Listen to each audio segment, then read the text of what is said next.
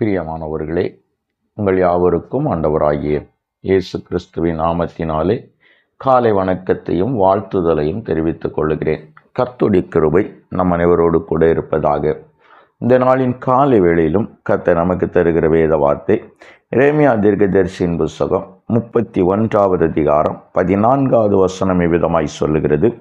ஆசாரியர்களின் ஆத்துமாவை கொழுமையானவைகளினால் பூரிப்பாக்குவேன், என் ஜனங்கள் நான் அளிக்கும் நன்மையினால் திருப்தி ஆவார்கள் என்று கர்த்தர் சொல்லுகிறார் என்று சொல்லி வேதம் கூறுகிறது.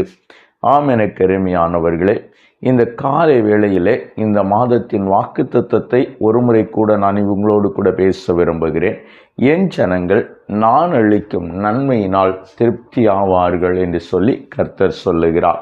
என்னை கேட்டுக்கொண்டிருக்கிற என் அன்பு தேவனுடைய திருச்சபையே, தேவனாகிய கர்த்தர் நம் ஒவ்வொருவரையும் திருப்தியாய் நடத்த வேண்டும் என்று அவர் விரும்புகிறவர்.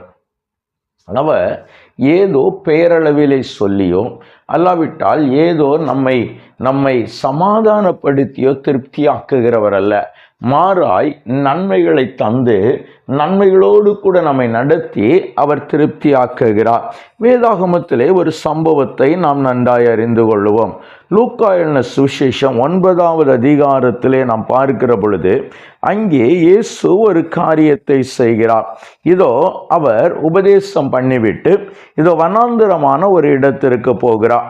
அப்படி வனாந்தரமான இடங்களுக்கு போகிற பொழுது அதை அறிந்து ஜனங்களும் அவருக்கு பின் செல்லுகிறார்கள்.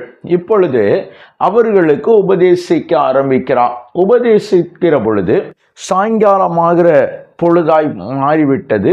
இப்பொழுது இயேசு தன்னுடைய சீசர்களை பார்த்து சொல்லுகிறார், சோதரம் சுற்றிலும் இருக்கிற ஊர்களிலும் கிராமங்களிலும் போய் ஜனங்கள் போஜன பதார்த்தங்களை சேர்த்து கொண்டு அவர்களை அனுப்பிவிட வேண்டும் என்று சொல்லி சீசர்கள் இயேசுவை பார்த்து சொல்லுகிறார்கள். காரணம் என்ன?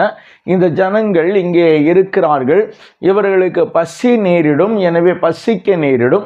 எனவே இவர்கள் தங்களுக்கு சாப்பிடும்படியாய் போஜன பதார்த்தங்களை கொள்ளும்படியாய் பக்கத்தில் உள்ள ஊர்களுக்கு செல்லும்படியாய் நீர் அவர்களை அனுப்பிவிடும் என்று சொல்லுகிறார். அப்பொழுது ஆண்டவராய் இயேசு கிறிஸ்து சொல்லுகிறார், நீங்களே அவர்களுக்கு ஆகாரம் கொடுங்கள் என்று சொல்லுகிறார்.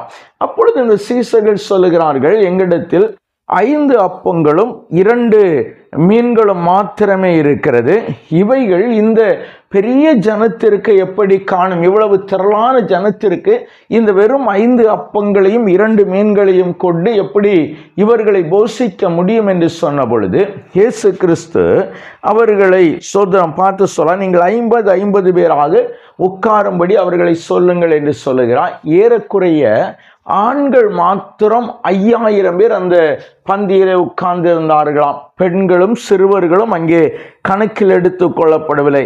இவைகளுக்கு பின்பு இயேசு அந்த 5 அப்பங்களையும் 2 மீன்களையும் வாங்கி அவர் சோஸ்திரம் பண்ணி பிட்டு ஜனங்களுக்கு கொடுக்க சொன்னார். வேதம் சொல்லுகிறது, அவர்கள் சாப்பிட்டு திருப்தி அடைந்தார்கள் என்று சொல்லி வேதம் சொல்லுகிறது. என்னை கேட்டுக்கொண்டிருக்கிற அன்பு தேவ திருச்சபையே, இந்த 5000 புருஷர்களும் சாப்பிட்டு திருப்தி அடைந்து அங்கிருந்த பெண்களும் குழந்தைகளும் சாப்பிட்டு திருப்தி அடைந்த பிற்பாடு மீதியானது 12 கூடைகள் நிறைய எடுத்தார்களாம். இதுதான் தேவன் அளிக்கக்கூடிய நன்மை. எது தேவன் அளிக்கக்கூடிய நன்மை? ஏதோ கொஞ்சம் இருக்கிறதை கொண்டு கர்த்தர் நம்முடைய தேவைகளை எல்லாவற்றையும் தீர்த்து விடுகிறார். நம்முடைய தேவைகள் எல்லாவற்றையும் கர்த்தர் சந்தித்து விடுகிறார்.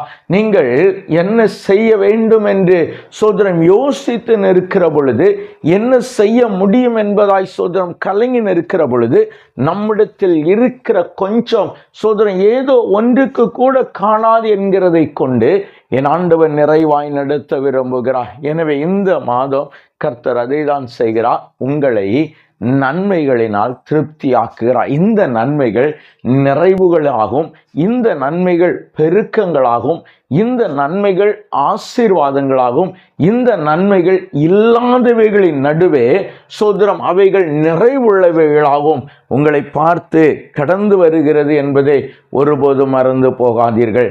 எனவே அந்த நன்மைகளை இந்த மாதம் முழுவதும் நாம் பெற்றுக்கொள்ளும்படியாய் கண்களை மூடி ஜெபிக்கலாமா? எங்களை நேசிக்கிற எங்கள் நல்ல தகப்பனே, இந்த நல்ல வேளைக்காய் நாங்கள் உம்மை நன்றியோடு துதிக்கிறோம். ஆண்டவரே, நீர் இந்த மாதத்தில் எங்களை பார்த்து சொல்லுகிறேன், என் ஜனங்கள் நான் அளிக்கும் நன்மையினால் திருப்தி ஆவார்கள் என்று சொல்லி, என் ஆண்டவரே, இம்மட்டுமாய் நடத்தின கர்த்தர் ஆண்டவரே, இனிமேலும் எங்களை அப்பா தம்முடைய கிருபையினால் என் ஆண்டவர் நடத்தி ஆண்டவரே எங்களை திருப்தியாக்க வேண்டும் என்று ஜெபிக்கிறோம். தம்முடைய ஜனங்கள் ஆண்டவரை திருப்தியாய் நடக்கும்படியாய் கர்த்தர் உதவி செய்யும். பெருக்கங்களினாலும் ஆசீர்வாதங்களினாலும் இருக்கிறவைகளை கொண்டு ஆண்டவரே அப்பா நிறைவாய் மாற்றுகிறபடியினாலும் இல்லாத பொழுதும் ஆண்டவரே நம்பிக்கையற்ற சூழ்நிலைகளும் மேன்மைகளை பெற்றுக்கொள்ளும்படியாகும் கர்த்தர் எங்களை ஆசீர்வதியும், கிருபையாய் நடத்தும், பொறுப்படுத்திக் கொள்ளும். இயேசுவின் நாமத்தில் ஜெபிக்கிறோம் எங்கள் ஜீவனுள்ள நல்ல பிதாவே. ஆமேன், ஆமேன், ஆமேன்.